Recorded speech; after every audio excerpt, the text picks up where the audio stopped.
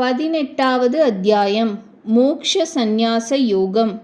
அர்ஜுனன் வாக்கியம். இந்திரியங்களுக்கு ஞாமகனும் கேசி என்னும் ராட்சசனை கொன்றவனுமான ஓ மகாபாகோ, சந்நியாசத்தினதும் தியாகத்தினதும் உண்மையை தனியே அறிய ஆசைப்படுகின்றேன் என்றால், சந்நியாசம் தியாகம் என்கின்ற இரண்டு சொற்களுக்கும் பொருள் தனித்தனி உண்டா, ஒரே பொருளா? தனித்தனி பொருள் உண்டானால் அப்பொழுது அவைகளின் ஸ்வரூபத்தை தனித்தனியே அறிய விரும்புகின்றேன். இரண்டும் ஒன்றாயிருந்தாலும் அப்படியே அருளிச் செய்ய வேண்டும். ஸ்ரீ கிருஷ்ண பகவான் வாக்கியம். சில வித்வான்கள் காமிய கர்மத்தை சுத்தமாய் விட்டு விடுவதுதான் சந்நியாசம் என்பார்கள். சில சமர்த்தர்கள் நித்தியம் நைமித்திகம் காமியம் என்கின்ற எல்லா கர்மங்களிலும் பலத்தை அபேட்சிக்காமல் இருத்தலேதான் மோக்ஷ சாஸ்திரங்களில் சொல்லுகிற தியாக சப்தத்திற்கு பொருள் என்று விளம்புவார்கள். இங்கே சாஸ்திரோக்தமான தியாகம் காமிய கர்மங்களை சுத்தமாய் விடுதல் என்றும், சர்வ கர்மங்களிலும் பலாபேட்சை அற்றிருத்தல் என்றும் விவாதத்தை காட்டத் தொடங்கினவர் ஓரிடத்தில் சந்நியாச சப்தத்தையும் மற்றோரிடத்தில் தியாக சப்தத்தையும் பிரயோகித்தார். இதனால் தியாக சந்நியாச சப்தங்களுக்கு பொருள் ஒன்றே என்று அங்கீகரிக்கப்பட்டதாக தெரிகிறது. ஒரு சொல்லை பதிலாக சொல்லுதல் வழக்கமாகலின் அவ்விரண்டிற்கும் பொருள் ஒன்றென தோற்றுகிறதென்று நிச்சயப்படுகின்றது. விவேகிகளான சிலர் கர்மம் தோஷத்தை உண்டாக்குவதாதலால் விடத்தகுந்ததென்றும், வேறு சிலர் யக்ஞ தான தவங்களாகிய கர்மம் விடத்தகுந்ததென்றும் சொல்லுகின்றார்கள். சில சாங்கியர்களும் அவர்கள் மதத்தை அனுசரித்த வைதிகர்களும் ராகம் முதலிய தோஷங்களைப் போலவே சம்சார பந்தத்திற்கு காரணங்கள் ஆகையினால், அல்லது ராகம் முதலிய தோஷங்களை உடையது ஆகையினால் சம்சார பந்தத்திற்கு காரணங்கள் ஆகையினால் யக்ஞம் முதலிய எல்லா கர்மங்களும் மோக்ஷத்தில் ஆசை உடையவனால் விடத்தக்கதென்று சொல்லுகிறார்கள். மற்றும் சில பண்டிதர்கள் யக்ஞம் முதலிய கர்மங்கள் விடத்தக்கதல்லவென்று சொல்லுகிறார்கள். ஸ்ரீ சங்கரர் அபிப்பிராயம். பரமார்த்த சந்நியாசிகளாகிய பிரம்ம ஞானிகள் விஷயமாய் இந்த ஸ்லோகம் பிரவர்த்தித்தது அல்ல. கர்மயோகிகள் கர்மத்தை விட்டுவிட வேண்டியதென்று சிலரும் விடக்கூடாதென்று சிலரும் சொல்லுகிறார்கள். அர்ஜுனா, மேற்சொன்ன தியாக விஷயத்தில் எனது நிச்சயத்தை கேள். ஓ புருஷகுல சிரேஷ்டா, தியாகம் 3 விதமாக சொல்லப்பட்டு இருக்கிறது. ஸ்ரீ சங்கரர் அபிப்பிராயம். தியாகம் சந்நியாசம் இந்த விஷயத்தில் தியாக சந்நியாச சம்பந்தங்களுடைய பொருளானது ஒன்றே. கர்மாதிகாரிகளுக்கு சத்வாதி குண பேதத்தால் 3 விதமாய் சொல்லப்பட்டிருக்கிறதே அன்றி பிரம்ம ஞானி விஷயமாய் சொன்னது அல்ல. இந்த அர்த்தமானது சாதாரணமாய் தெரிந்து கொள்ள கூடாதாதலால் அது விஷயமான என்னுடைய நிச்சயத்தை கேளென்று தாத்பரியம். யக்ஞ தான தவங்களாகிய கர்மங்கள் விடத்தக்கனவல்ல, அவை செய்யப்பட வேண்டியனவே. யக்ஞமும் தானமும் தவமுமே விவேகிகளுக்கு சித்த சுத்தியை உண்டாக்கத்தக்கவை. ஸ்ரீ ராமானுஜர் அபிப்பிராயம். யக்ஞ தான தபஸ் முதலிய வேதங்களில் சொல்லப்பட்ட கர்மங்கள் மோக்ஷத்தில் ஆசை உடையவனால் ஒருபொழுதும் விடத்தக்கதல்ல. பின் எவ்வாறெனின், மரணமடைகிற வரையில் அவை தினந்தோறும் அனுஷ்டிக்கத்தக்கனவே.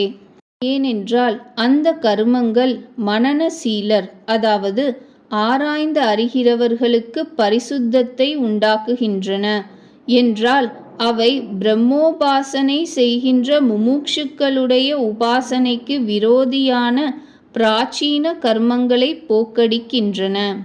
அர்ஜுனா, இந்த யக்ஞ தான தவங்களாகிய கர்மங்கள் செய்யப்பட வேண்டியவைகளே.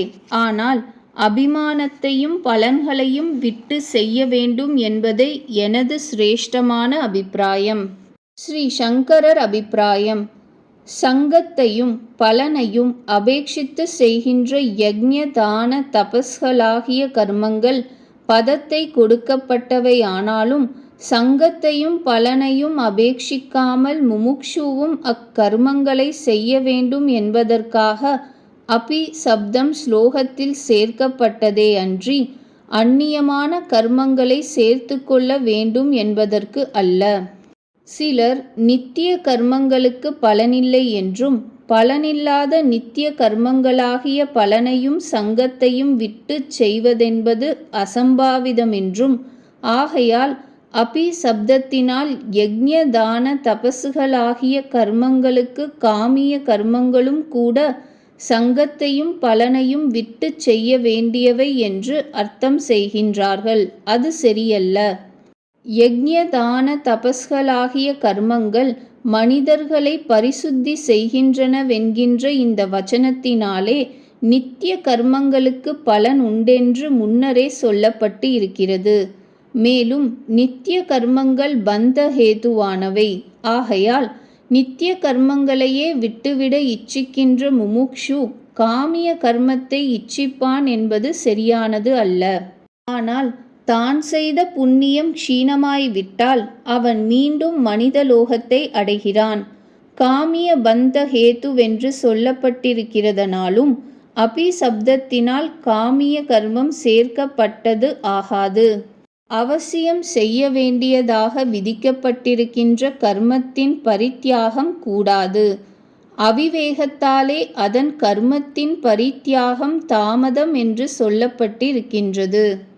ஸ்ரீ ராமானுஜர் அபிப்பிராயம்: விடத்தகாததாகிய நித்தியங்களும் நைமித்திகங்களும் ஆகிய பஞ்ச மகா யஜ்ஞம் முதலிய கர்மங்களை விட்டுவிடுவதும் சம்பவிக்காது. தேக யாத்திரையே நடக்காதாகையினால் தேக யாத்திரை யஜ்ஞங்களில் மிகுதியான ஆகாரங்களை கொண்டு செய்யப்படுகிறதே ஆனால் நல்ல ஞானம் உண்டாவதற்கு காரணம் ஆகிறது. அப்படிக்கில்லாவிடின் யஜ்ஞத்தில் மிகுதி அல்லாதது ஆகையினால் பாபங்களாகிய ஆகாரத்தினால் மனதை விருத்தி செய்வது விபரீதமான ஞானத்திற்கு காரணம் ஆகிறது.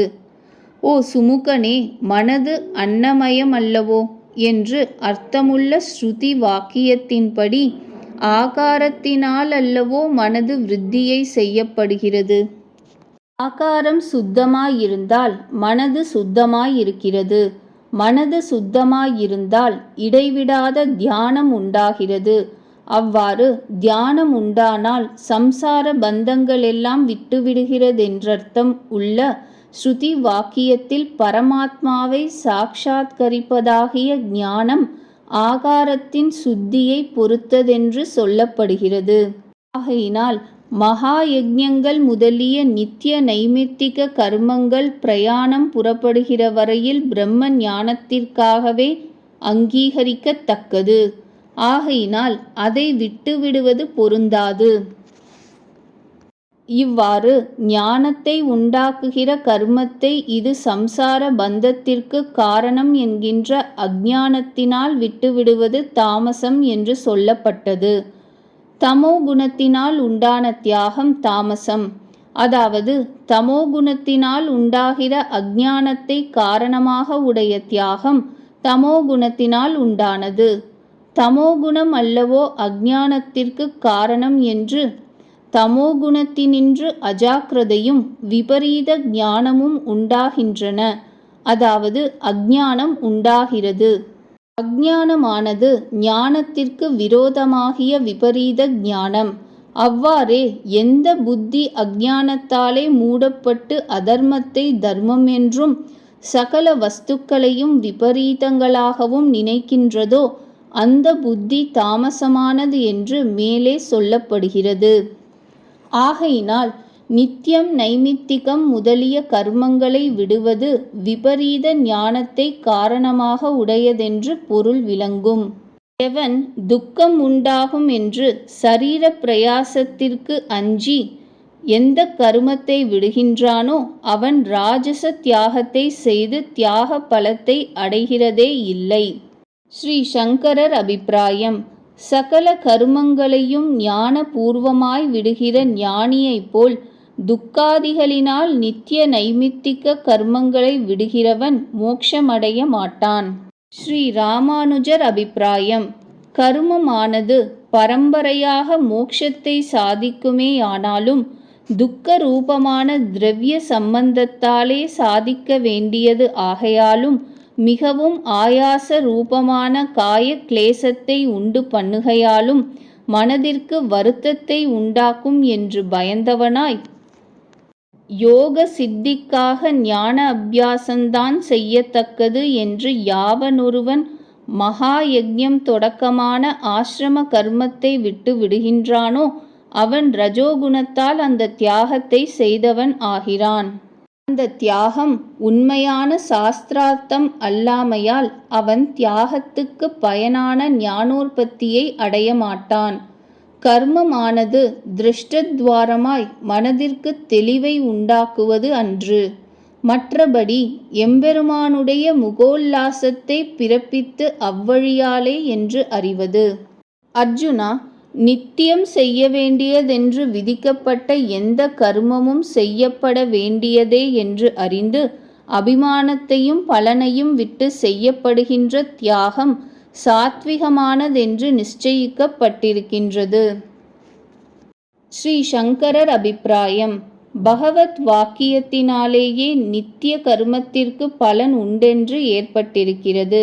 அவ்வாறு பலன் இல்லாமல் இருந்தால் பலனை தியாகம் செய்ய வேண்டும் என்பது எவ்வாறு பொருந்தும்? அஞ்ஞானிகள் நித்திய கர்மத்திற்கு பலன் சித்த சுத்தி அல்லது தோஷ நிவர்த்தி என்று கற்பிக்கிறார்கள். அவ்வாறு கற்பிக்க அவசியமில்லை என்பதை இதனால் பகவான் வெளிப்படுத்துகிறார். மேலே ஸ்லோகம் 4 கர்ம தியாகம் 3 விதமென கூறி ஸ்லோகம் 7 தாமச தியாகத்தையும் ஸ்லோகம் 8 ராஜச தியாகத்தையும் கூறியதற்கு இணங்க கர்மஸ்வரூப தியாகத்தையே இவ்விடத்தில் கூறாது பல தியாகத்தை கூறுதல் கர்ம தியாகம் 3 விதம் என்றதற்கு பொருந்துமோவெனின், கர்மத்தை செய்யாது விடுதலும் கர்மத்தை செய்து பலனை விடுதலுமாகிய இரண்டும் தியாகம் என்னும் சப்தார்த்தமாகலால் பொருந்தும் என்க. சாத்விக தியாகம் கர்மஸ்வரூப தியாகம் அன்று, கர்ம பல தியாகமே. ஸ்ரீ ராமானுஜர் அபிப்பிராயம்: நித்திய நைமித்திகமான மகா யஜ்ஞம் முதலிய வர்ணாசிரம கர்மம் எம்பெருமானுடைய ஆராதன ரூபமாகையாலே அதை செய்வதே பயனென்று மதித்து கர்மத்தில் எனதென்கின்ற எண்ணத்தையும் கர்ம பயனையும் கைவிட்டு கர்மத்தை செய்வது சாத்விக தியாகம் எனப்படும். அதாவது சத்வந்தான் உண்மையான சாஸ்திரார்த்த ஞானத்தை பிறப்பிக்கும் என்பதாம். சத்வகுண பிரதானம் உடையவனும் நிலைத்த புத்தியுள்ளவனும் சந்தோஷம் அற்றவனுமான தியாகியானவன் துக்ககரமான கர்மத்தை தூஷித்தலும் இல்லை, சுககரமான கர்மத்தை இச்சித்தலும் இல்லை. ஸ்ரீ சங்கரர் அபிப்பிராயம்: ஆத்மானாத்ம விவேக ஞானத்திற்கு காரணமான சத்வகுணத்தினால் கவரப்பட்டவனாயும் ஆத்ம ஞானம் உடையவனாயும் ஆத்ம ஞானமே மோக்ஷ காரணம் என்கின்ற சந்தேகத்தை போக்கடித்து கொண்டவனாயும் இருந்து கொண்டு சங்கத்தையும் பலனையும் விட்டு நித்திய கர்மத்தை செய்கிறவன் சம்சார பந்து ஹேத்துவான காமிய கர்மத்தை துவேஷிக்கிறது இல்லை. இந்த நித்திய கர்மமானது சித்த சுத்தி மூலமாய் மோக்ஷ ஹேத்துவானதென்று அதில் விருப்பம் வைக்கிறதும் இல்லை.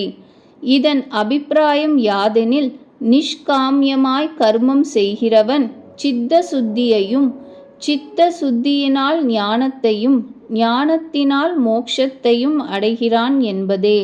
ஸ்ரீ ராமானுஜர் அபிப்பிராயம்: இவ்வாறு சத்வத்தை அடைந்து வஸ்துவை உள்ளபடியே அறிந்து அதனால் சகல சம்சயங்களும் அற்று கர்மத்தில் பற்றையும் கர்ம பலத்தையும் தான் கர்த்தாவென்கின்ற எண்ணத்தையும் விட்டவன் தீய கர்மத்தை வெறுக்கவும் நல்ல கர்மத்தில் பொருந்தவும் மாட்டான்.